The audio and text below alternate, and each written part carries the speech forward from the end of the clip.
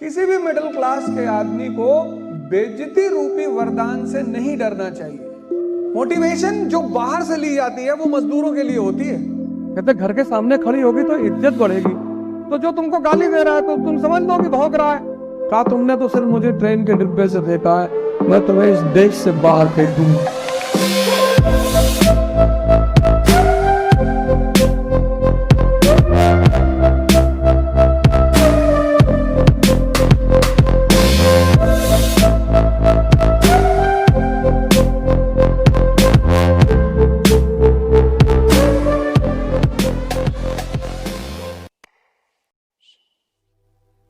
अभी पढ़ लोगी, सिलेक्शन हो जाएगा, यूजफुल हो जाओगी, यूजफुल हो जाओगी।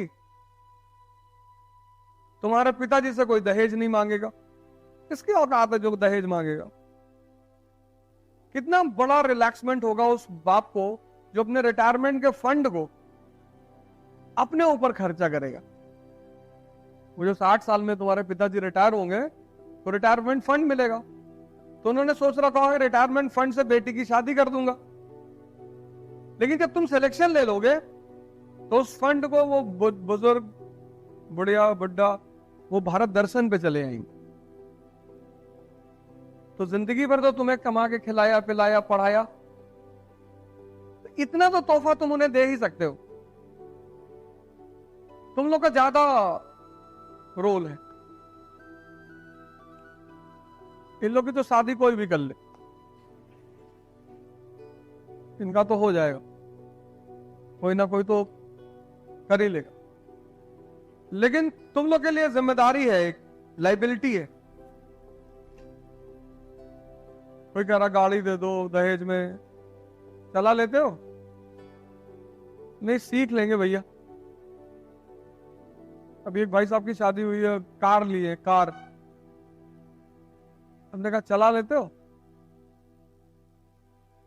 तो जब गाड़ी ले जाने की बात हुई तो ये हुआ कि लड़के वाले की तरफ से कौन गाड़ी लेके जाएगा, तो बोले बुलाते हैं। तो मैंने लड़के से पूछा तुम ही चला के ले जाओ, तुम्हारी गाड़ी है। कह रहा भैया चला नहीं पाते और गाड़ी चाहिए।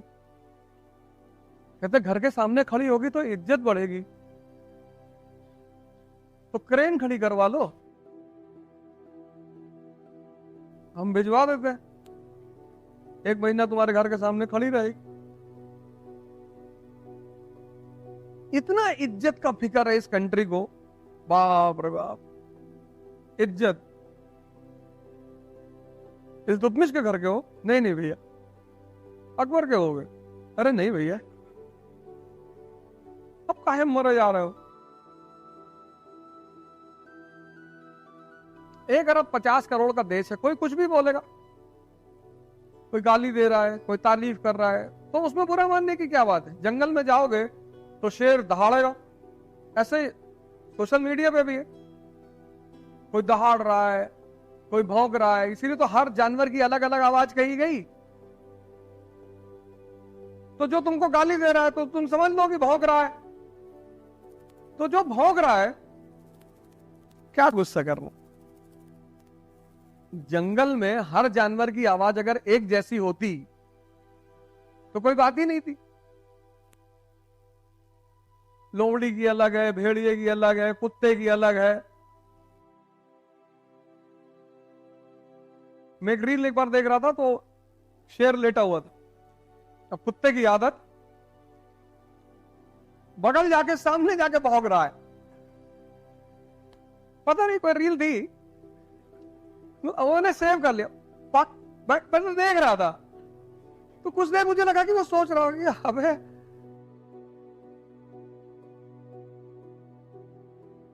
वो पुरानी आदत भौंकने की। तो छत पे रहा होगा तो नहीं रिस्पॉन्ड किया होगा कि कोई बात नहीं, सामने आके भौंकोगे। फिर एक बैग उसने डाइव लगाई, गर्दन पकड़ी, तोड़ दिया, खत्म। कभी कभी हफ्ते में एक बार खोल के देख लेता हूं, कितना मजा आता है देख के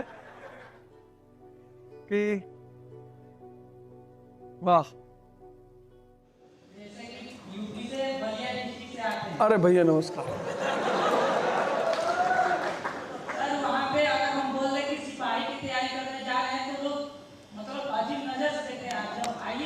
अजीब मतलब गंदी नजर से।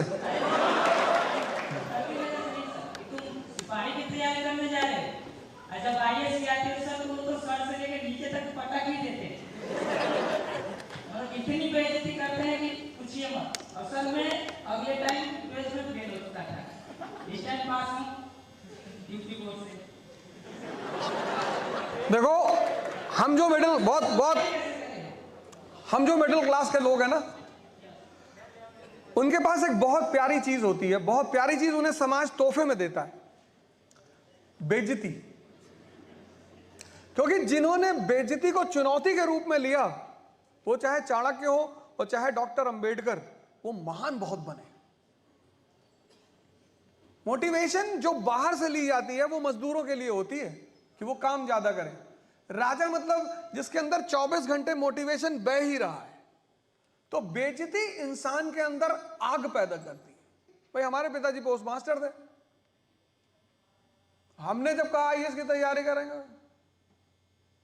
बोले अच्छा पहले इंटर पास हो जाओ, आईएएस की तैयारी करेंगे। फुल फॉर्म पता है? अगर वो व्यक्ति मुझे उस दिन ये नहीं कहता तो मुझे उसमें क्यूरियोसिटी ही नहीं पैदा होती। अगर वो मुझसे ये कह देता कि हाँ अरे बिल्कुल बेटा तुम करो आईएएस की तैयारी, किसी भी मिडिल क्लास के आदमी को बेइज्जती रूपी वरदान से नहीं डरना चाहिए। क्योंकि वही जिस आदमी ने पहली बार मुझसे कहा होगा, क्योंकि हम कैसे गोल बनाते हैं बचपन में, सुन के बनाते हैं।